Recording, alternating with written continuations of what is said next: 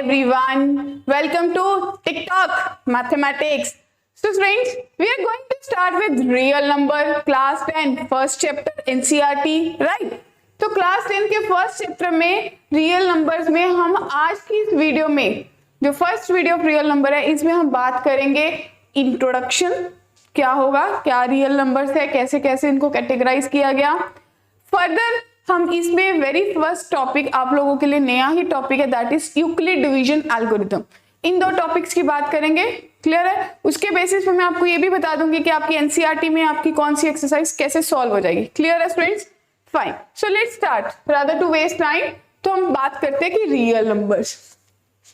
Students सबसे पहले real numbers क्या हैं, पहले इनको डिफाइन ही कर लेते हैं, हम यहीं पे लैग कर जाते हैं। The number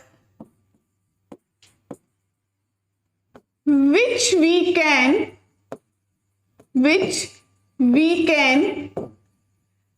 represent on a number line, right?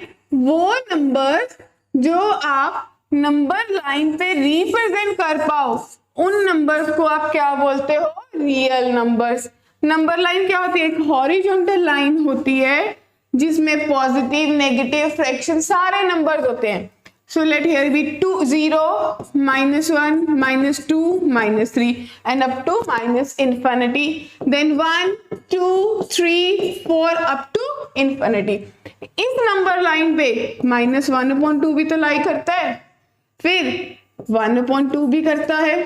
फिर किसी बच्चे ने बोला मैम √3 भी तो लाई करता है, दैट इज 1.73। फिर मेरे को ये भी रिप्लाईज आ रहे हैं कि 3 पाई की वैल्यू भी तो लाई करती है, फिर ई की वैल्यू 2 पॉइंट समथिंग होती है तो वो भी इसी पे लाई करती है। क्लियर है? तो ये सारे नंबर जो एक रियल नंबर लाइन पे रिप्रेजेंट कर सकते हो उन नंबर्स को बोलते हो रियल नंबर्स। क्लियर है?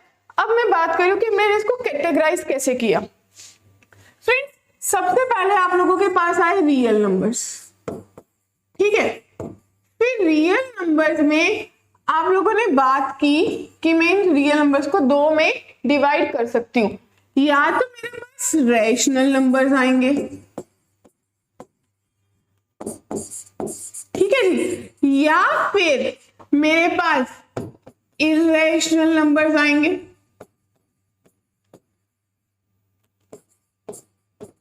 ठीक है, उसके बाद रैशनल नंबर्स क्या होते हैं? वो नंबर जो मैं P/Q की फॉर्म में रिप्रेजेंट कर सकती हूँ, जिसमें Q नॉट इक्वल्स टू 0 है। वो नंबर जिनको मैं P/Q की फॉर्म में रिप्रेजेंट कर दूं, वो जिनको मैं P/Q की फॉर्म में रिप्रेजेंट नहीं कर सकती वो नंबर्स होते हैं इर्रेशनल नंबर। जैसा कि पहले इसी को देख लेते हैं, √3, √5, √2, ये सारे नंबर्स क्या है? Irrational numbers. वो नंबर जो P/Q की फॉर्म में रिप्रेजेंट नहीं होंगे। अब रैशनल नंबर्स, तो रैशनल नंबर्स मेरे पास फर्दर ऐसे कैटेगराइज होते हैं। तो आप लोग बोलते हो कि या तो मेरे पास फ्रैक्शन होएगी या मेरे पास इंटीजर्स होंगे, राइट? तो फ्रैक्शंस मैं बोल रही हूं, फ्रैक्शन इज, छोटी क्लासेस में पढ़ाते हैं फ्रैक्शन क्या है। Fraction is part of whole, ठीक है। सब लोग पिज्जा खाते हैं, खाते हो ना पिज्जा। पिज्जा में सपोज आपके पास 4 स्लाइसेस है, आपने 1 स्लाइस खाया तो आप क्या बोलोगे? आपने कितना पिज्जा खाया? 1/4। इट मीन्स आपने 4 पार्ट्स में से 1 पार्ट खाया, that is called a fraction, a part of whole. Clear है? तो इंटीजर्स कौन से होंगे? तो माय डियर स्टूडेंट्स, इंटीजर्स भी आप बोल सकते हो जिनमें Q 1 होगा, कि आपने जो भी चीज खाई वो पूरी की पूरी खाई, ना कम ना ज्यादा। क्लियर है बात? फिर आपने इंटीजर्स को फर्दर कैटेगराइज किया। मैंने इंटीजर्स को बोला या तो मेरे पास नेगेटिव होंगे या पॉजिटिव होंगे। नेगेटिव तो आपको पता ही चल गया, -1, -2, -3 ऐसे नंबर जो नेगेटिव हैं और जिनका Q 1 है वो नेगेटिव इंटीजर्स हो गए। अब मैं बात कर रही हूँ पॉजिटिव की। अब पॉजिटिव में देखो क्या होगा, पॉजिटिव इंटीजर्स में दो चीजें होंगी, या तो आपके पास नेचुरल नंबर्स होंगे या आपके पास होल नंबर्स होंगे। बात क्लियर हुई? या तो नेचुरल या होल। नेचुरल नंबर 1 से लेके इंफिनिटी तक जिनका क्यूब 1 होगा।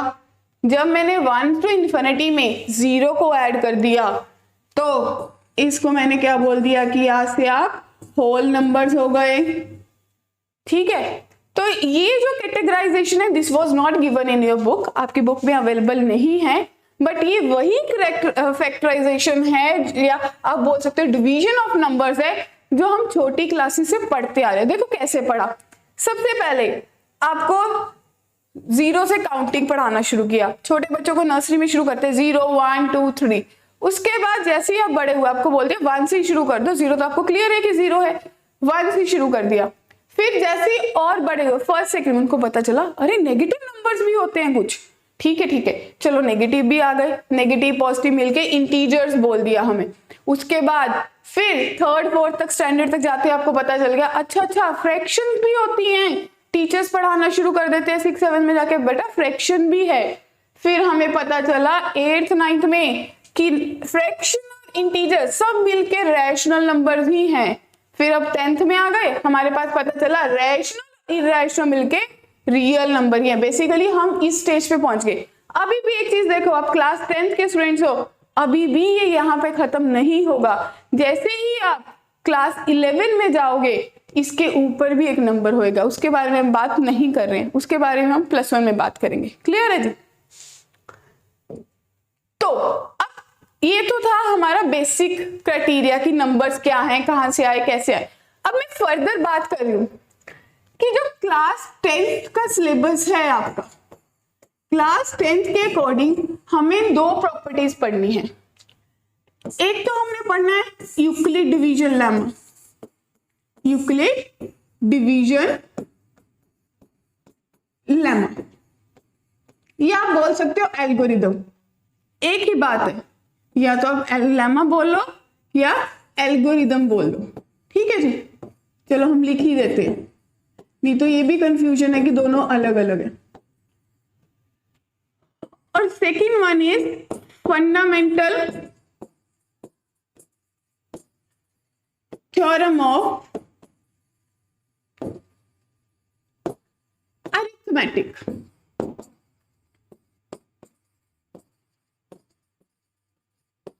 ठीक है जी, अक्सर बच्चों के लिए मैथमेटिक्स बहुत डिफिकल्ट सब्जेक्ट है, मुझे नहीं पता क्यों है, बट मैथमेटिक्स बहुत इजी सब्जेक्ट है। It's totally based upon your concept. अगर सोचो तो सुबह से उठकर रात को सोने तक आपका मैथमेटिक्स ही चलता है। सबसे पहले हम उठते हैं, हम क्या काम करते हैं, हम मोबाइल पे टाइम देखते हैं, दैट इज अ मैथमेटिक्स। हमें किसी ने तो सिखाया था कि जब घड़ी में सुबह 7 पे छोटी सुई आएगी, 12 पे बड़ी आएगी तो 7 बज जाएंगे, हमें उठना है ना, हमें ये चीज बताई थी, तो मैथमेटिक्स ही है। हम मार्केट में कोल्ड ड्रिंक लेने गए तो वहां पे रेट टैग लगे, तो हमें पता है हम 40 रुपीज लेके गए हैं, 30 का कोल्ड ड्रिंक है, तो हमारे 30 कंज्यूम हो गए, तो ये भी तो एडिशन सब्ट्रैक्शन सब मैथमेटिक्स ही है। तो ये क्यों मुश्किल नहीं लगी, क्यों? क्योंकि हमने उसको समझा, हमने उसको इम्प्लीमेंट किया। तो इस चीज को भी समझो, इसको क्यों मुश्किल समझ रहे हो, क्यों इतना कॉम्प्लिकेट कर रहे हो? अगर मैथ नहीं है तो आपकी लाइफ का भी कोई सर्वाइवल नहीं होगा। बात समझ आई ना? तो देखो क्लास 10th का आज का जो इस वीडियो में हम करेंगे that is Euclid division lemma और एल्गोरिथम। क्लियर है? क्लियर है। तो स्टूडेंट्स अगर मैं बात करूं यूक्लिड डिवीजन लेमा की, हम उसको ही डिफाइन कर लेते हैं, Euclid division lemma, right? Euclid division lemma, let's start. तो यूक्लिड डिवीजन लेमा, यूक्लिड कोई साइंटिस्ट था जिसने डिवीजन का कंसेप्ट लेके एक थ्योरम प्रूव की या एक एल्गोरिथम बनाया, जिसको यूज करके हम वेरी फ्यू सेकेंड्स में HCF फाइंड कर लेते हैं। ठीक है जी, तो ये वाला कंसेप्ट जो आपका है that is to find, use to find HCF। क्या फाइंड करते हो? HCF। मैम हमने सीखा छोटी क्लासेस में कि प्राइम फैक्टराइजेशन कर लो, उसके बाद जो भी कॉमन दोनों का फैक्टर है, दोनों के पास सेम सेम है, वो मेरा HCF है। आता है? मैम आप क्या नया सिखाने जा रहे हो? अरे नया नहीं, वो मेथड सिखाने जा रही हूँ जो क्लास 10th में बड़े बड़े नंबर्स में जाके यूज होगा। CBSE पूछेगी, अब CBSE आपका वो वैलिड नहीं मानेगी। क्लियर है? तो देखो, टू फाइंड HCF, अब लेमा क्या है? लेमा क्या होता है बेटा?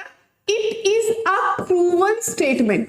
जो एक प्रूवन स्टेटमेंट है, ऑलरेडी आपने प्रूफ कर चुके हो, स्टेटमेंट यूज टू प्रूव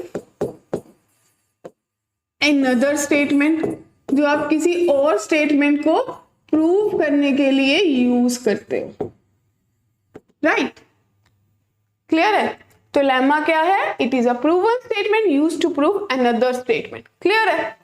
तो डिवीजन एल्गोरिदम, अब मैंने इसको डिफाइन करना है। मैं बोल रही हूं कि बाय डेफिनेशन हम पहले इसको डिफाइन कर लेते हैं। I said let two positive numbers A and B there exist if Q and R, where R is greater than 0, greater than or equals to 0 but less than B। आई बात समझ? देखो बोलना क्या चाह रही हूं मैं, समझ के देखो। एक A है, अगर A मेरा ग्रेटर देन B है, A को मैंने B से डिवाइड किया, ठीक है? जब मैंने किसी चीज को डिवाइड किया तो मेरे पास किसी चीज पे तो डिवीजन जाएगी। मैंने इसको क्वोशिएंट बोल दिया, उसको जाने के बाद यहाँ पे मेरा कुछ रिमाइंडर बचा, ठीक है? तो याद करो, आप लोगों को पता है A को मैं क्या लिख सकती हूँ? A can be written as A is equals to BQ plus R। बताओ लिख सकते हो कि नहीं? जो A है वो BQ प्लस R, ठीक है? A is equals to B into Q plus R। Clear है? समझ आ गया? अब ये R का चक्कर है, R 0 से बड़ी है, 0 भी हो सकती है पर B से बड़ी नहीं हो सकती, हमेशा B से छोटी रहेगी। देखो मेरे पास दो नंबर है, अब मैंने बोला A 9 है और जो मेरा B है लेट इट बी 2। डिवीजन शुरू करो, डिवीजन आते हैं ना सबको। 9 को अंदर रखा, 2 से डिवाइड किया, 2 4 द 8, मैक्सिमम नंबर पे चले जाओ 1। अब क्या 1 को डिवीजन पॉसिबल है? नहीं, नहीं है ना। तो जो 1 है वो 2 से छोटा ही नंबर है, ठीक है? अब आप लोगों की बात फिर से, कईयों के मन में डाउट है, 10 2 से डिवाइड किया, 2 5 द 10, लो जी 0 आ गया। क्योंकि सोच के देखो, ये नंबर एक ज्यादा होता, सपोज 10 हो जाता तो रिमाइंडर 0 आना था, ये नंबर एक कम हो जाता तो भी रिमाइंडर 0 आना था, 2 ज्यादा हो जाता 11 हो जाता तो भी रिमाइंडर 1 आना था। इट मीन जो भी आपका रिमाइंडर है वो 0 से लेके B से लेसर होगा। इट मीन्स इस केस में जो आपकी R की वैल्यू है वो 0 और 1 पॉसिबल है, इससे कम ज्यादा कुछ भी नहीं है। तो इस केस में भी आप क्या लिख सकते हो कि अगर मेरे को 9 को लिखना है तो 9 कैन बी रिटन एज, कैसे लिखोगे? 2 इंटू 4 प्लस 1। देखो बन गया 9, बना ना? 2 4 द 8 प्लस 1 9। क्लियर है? Yes definitely. तो ये था यूक्लिड डिवीजन एल्गोरिदम। अब हम क्लास 10th में इसको कैसे इंप्लीमेंट करते हैं, मैं आप लोगों को बताऊंगी कि हमें क्लास 10th के अकॉर्डिंग इस टॉपिक में क्या क्या चीजें कैसे पढ़नी है। क्लियर है? चलो लेट्स स्टार्ट। अब मैं कोई भी एक एग्जांपल कोट कर लेती हूँ। लेट मेरे पास कोई एग्जांपल है कि आपको निकालना है HCF ऑफ 81 एंड 237। इन दो नंबर्स का HCF आपको निकालना है। तो पहले देखो 237 इज ग्रेटर देन 81, तो आपको पता चल गया कि डिवीजन के टाइम पे आपको क्या अंदर रखना है क्या बाहर रखना है। तो आपने 237 को अंदर रखा, 81 से डिवाइड करना शुरू किया। मैक्सिमम नंबर कहां तक जाएगा? 3 पे जाएगा। तो कितना आंसर आएगा जी? 163? नहीं, कितना आएगा बेटा? Check it out once. 81 को अगर आप 3 से जा रहे हो तो 3 2 4 3, ये मेरे को नंबर नहीं चाहिए, तो ये मेरा 2 पे जाना चाहिए था, तो 2 पे गया तो कितना आया? 162। चलो रिमाइंडर फाइंड करो। 5, 13 में से 6 गया 7। अब ये चीज ध्यान में रखने वाली है कि अब जो आपका जिस चीज से डिवाइड कर रहे थे, ठीक है, दैट इज डिवाइजर और डिविडेंड। क्या? बोलो बोलो बोलो। डिवाइजर। तो आपने इसको किया, ये 81 यहां पे आ गया, 75 वन जा 75, कितना बचा? 6। अब नेक्स्ट, अब फिर से ये जिस चीज से डिवाइड किया उसने फिर से जगह ले लेनी है, तो मैं कलर चेंज करती जा रही हूँ। वहां पे आपके पास आ गया 75। तो 12 6 था 72, रिमाइंडर 3 ने अब 6 ने आ जाना है, 3 2 6। तो रिमाइंडर जब तक 0 नहीं होता तब तक हम डिवीजन करते ही जाते हैं। अब आप लोगों ने यूक्लिड डिवीजन पढ़ा है, हमने बोला a is equals to B Q plus R. अब आप लोगों को देखना है a क्या है, b क्या है, q क्या है, r क्या है। तो सबसे पहले केस में 237 को b की वैल्यू थी 81 इंटू 2 और रिमाइंडर कितना आया? 75। चाहे साथ साथ कैलकुलेट करते रहो। क्लियर है? इतनी बात समझ आ गई। इसके बाद अब जो रिमाइंडर था ये वाली चीज, इसने यहाँ पे आ जाना है, तो 81। अब मैं क्या लिख सकती हूँ? रिमाइंडर से डिवाइड किया था 75 इंटू 1 प्लस 6, राइट। अब फिर 75 ने यहाँ पे आ जाना है, 75 इज इक्वल्स टू 6 ने डिवाइड करना है इसको, 6 इंटू 12 प्लस यस 3। अब 6 ने यहाँ पे आ जाना है, 6 इज इक्वल्स टू 3 ने यहाँ पे 3 इंटू 2 प्लस 0। तो लास्ट नंबर जिससे आपने उसको डिवाइड किया था, लास्ट वन जिसने आपके नंबर को 0 कर दिया, that is your HCF। Yes my dear. तो HCF की वैल्यू कितनी आएगी? 3। जिस नंबर ने आपके इस नंबर को 0 कर दिया वो आपका HCF होगा। देखो आप लोगों ने डिवीजन परफॉर्म की, आप लोगों ने उसका एल्गोरिदम लिखा, राइट। इसके बाद एक और चीज इसी के ऊपर करनी होती है, वो हम करेंगे, लेकिन एक बार इसको फिर से रिपीट ऑन कर रही हूँ। तो आपके पास HCF फाइंड करना है बाय यूक्लिड डिवीजन एल्गोरिदम। तो 237 और 81 का करना है। क्लियर है? तो 237 को 81 से डिवाइड किया, 2 पे गया 162, रिमाइंडर कितना आया? 75। 75 को फिर से आपने लास्ट नंबर जिससे डिवाइड किया था उसको डिवाइड कर दिया, आपके पास रिमाइंडर कितना आया? 6। 6 को फिर से जो भी लास्ट नंबर जिससे डिवाइड करे थे 72 आ गया, 3 आ गया, डिवाइड कर दिया। तो इसको आपने एल्गोरिदम में बड़ा नंबर यहाँ पे जिससे डिवाइड कर रहे हो इंटू क्वोशिएंट प्लस रिमाइंडर, फिर बड़ा नंबर यहाँ पे जिससे डिवाइड कर रहे हो इंटू क्वोशिएंट प्लस रिमाइंडर। ऐसे करते करते लास्ट नंबर जिसने डिवाइड किया आपके रिमाइंडर को 0 कर दिया, that is your HCF। I guess it's clear to all. Yes, clear है ना बात? तो ये था। अब मैं बता रही हूँ कि बच्चों के मन में बैठे बैठे सामने क्या डाउट आ रहा है कि ये वाली चीज तो मैं डायरेक्ट भी कर सकता। हाँ भाई कर सकते हो, आंसर सेम आएगा, लेकिन जैसे मेरे पास 237 है और मेरे पास 81 है, आपने 237 को प्राइम फैक्टराइजेशन किया, बताओ किस पे जाएगा ये? 237 लेट इट बी ऑन 3, 3 7 दा 21, 3 9 दा 20 70। इसके बाद 79 क्या है? कुछ भी नहीं है, एक प्राइम नंबर है।